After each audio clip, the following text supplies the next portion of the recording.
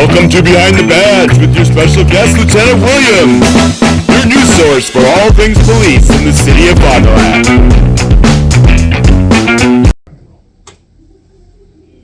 KFIZ Today continues Behind the Badge, our weekly visit with the Fond du Lac Police Department. Lieutenant Ryan Williams back in studio. You and Cammie kind of doing a ping pong here. It seems like a little bit, and I'm disappointed because I missed a good show last week. And for anybody that missed it, go back on our YouTube and check it because the Denny Volk's retirement was all about, and you guys did a really good job. And I was telling you off the air is I had missed my opportunity. We should have had that guy on the radio a lot more. But some kind of like profound wisdom came out of that interview. Yeah, it was a great conversation. I really enjoyed it. You guys, like you said, have it on the Fond du Lac Police Department's YouTube page. You can also find it on KFIZ.com on demand tab. And then you just go to community. I thought you could do that, but I didn't want to put words in your mouth. That's all right. Yeah. We've been doing that now. We weren't for a while, and now it's back up. So every Behind the Badge you can find there, and of course you guys have the videos. That's good because some slip through, and we like forget a camera or whatever, and so now we'll know where to look for them. How was the official retirement? Did you guys do something last week Friday to kick him out the door? Or? It was amazing. Yeah, we do a flag ceremony. The flag that's hanging over the police department. We do official folding. I'm on the honor guard. And then we present them with that. And probably one of the things that it's hard to not get choked up about is it's a police department tradition to do their last call on the radio. And so he did his last call. Once again, there's video coming out on that as well because we filmed everything as we do. But it's very emotional. Very. I've listened to it probably no less than 20 times, and I think I tear up every time I hear it. And it's sad, right? But it's not. It's like a happy time for the officer. But as someone that I put together the video package for his retirement, and for someone that puts those together, I've also put together a lot of video packages for officers that have died in the line of duty. And it's a similar feeling, and it shouldn't be, but because it's good for that officer. It's good. They're retired. They made it, right? Yeah. But it does have kind of similar vibes as well. But it was great. Denny was a phenomenal person, as your listeners heard last week, and I hope he really enjoys his retirement. I will look for that video on the final call once you guys have that up. I would love. Yep, should be soon. Love to check that out. But you brought a friend with you today. I did. You get run out of things to talk about. You just grab someone from the PD, sometimes willingly, sometimes unwillingly. But I brought one of our evidence technicians. So this is Richard. Richard, tell us what you're doing for the Fond du Lac Police Department. Hi. So my day-to-day job, I do a lot of things in the digital world. I spend a lot of time in our digital evidence system, keeping track of body cam videos and things of that nature. I do open records requests, a lot of redacting, and then I focus on returning property and evidence to its rightful owner when we know who the owner is.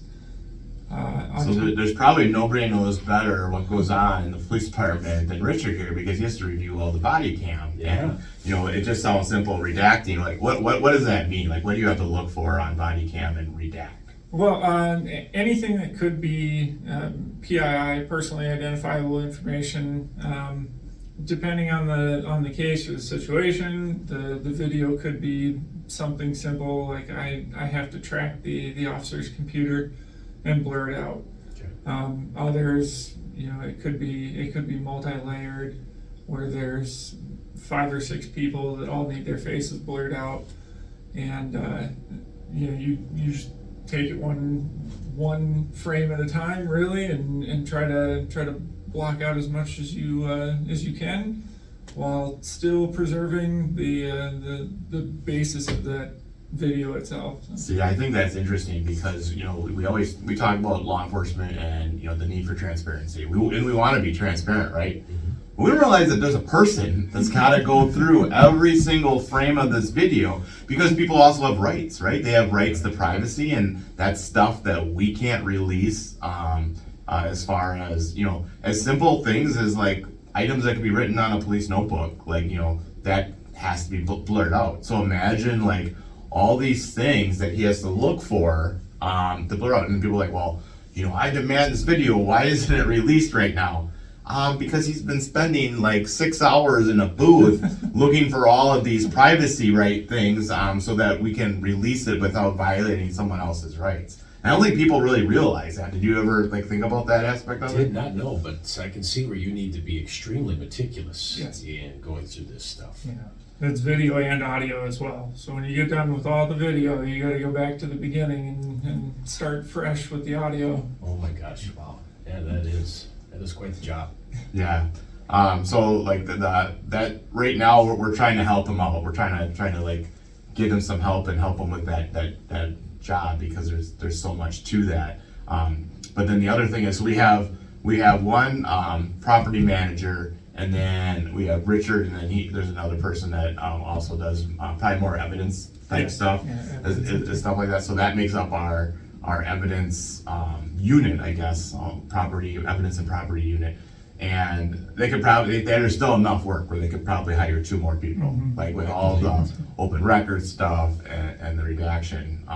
But evidence is interesting too. And one thing I kind of want to talk about, or have Richard talk about, is this NIBIN system. So why don't you tell us what that is? And I know we pulled it up, so we know what it stands for now. So Yeah, the NIBIN system, it's an ATF program that it takes fired cartridge casings found at, it doesn't even have to be a crime scene, but just fired cartridge casings that are found, and it enters them into the IBIS system. It's the Integrated Ballistic Identification System.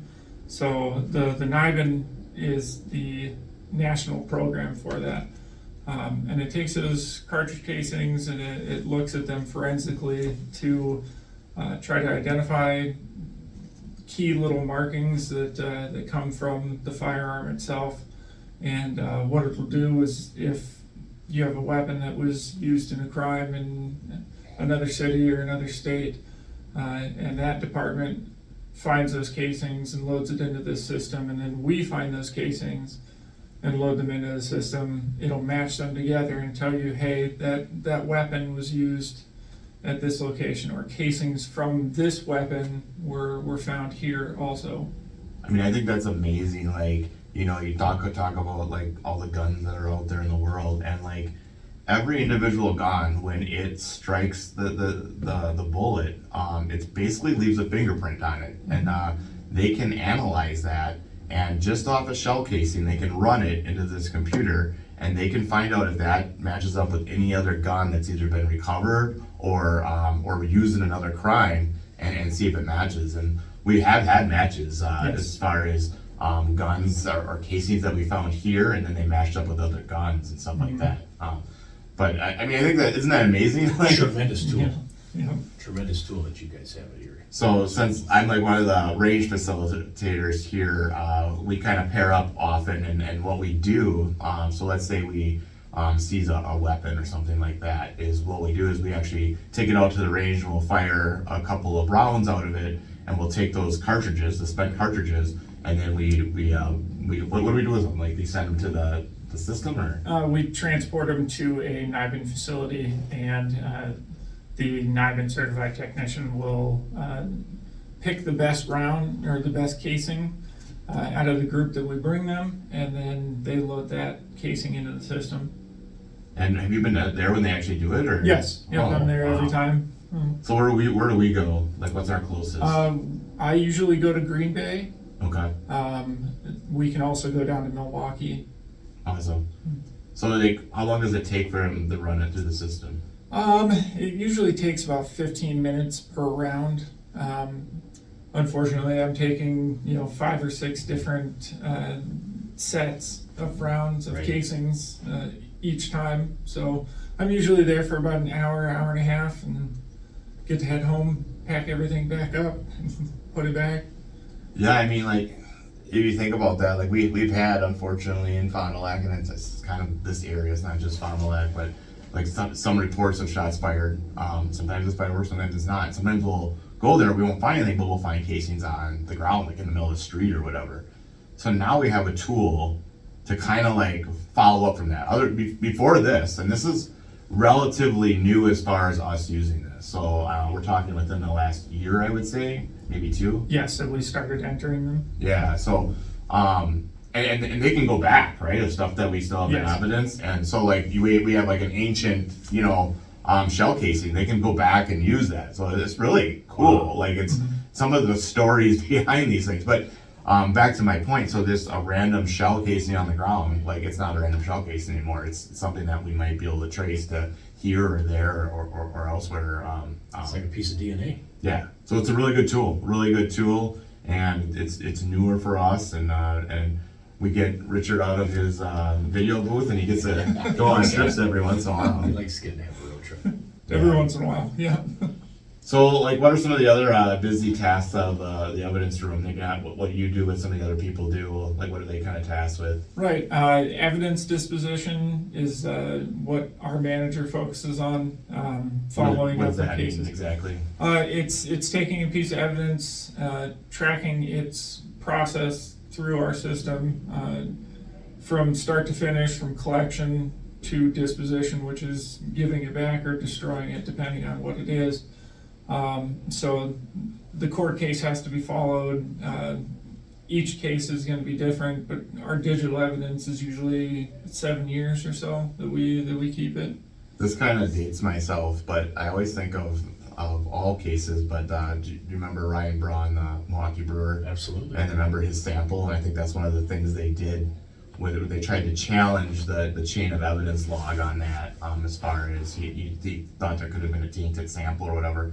And so that when you are effective at that, at tracking that piece of evidence through all aspects of collection to court, that helps solidify cases, because people that are trying to get off on certain technicalities or this and that, they're just looking for one in. I mean, they're looking for a loose piece of tape or an open box for no reason without a tracking or a signature or whatever. So it's so important to be meticulous on every aspect of that evidence that's entered.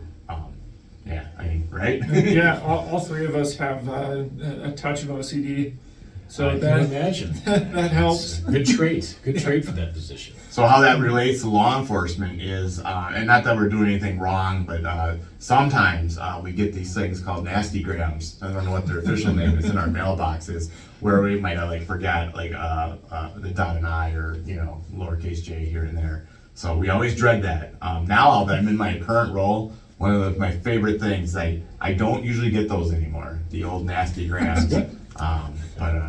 But yeah, so it's good. Definitely a needed thing, a great tool for the Fond du Lac Police Department. They do so much stuff for us, help us run efficiently, and with all the things they do, I mean, officers are still the ones that are usually entering the stuff into the system. So it's not like I always said this was my dream. Richard's gonna be offended by this, but you ever watch a cop movie and they need to process something in the evidence, and it's always like a guy named like Gus or Barney. Hey Barney, put this under case number or whatever. And he's just a guy in a cage, and he just takes the evidence and it goes away. And I thought that's what police work was gonna be, because honestly, processing stuff in evidence is not exciting to me, or most officers.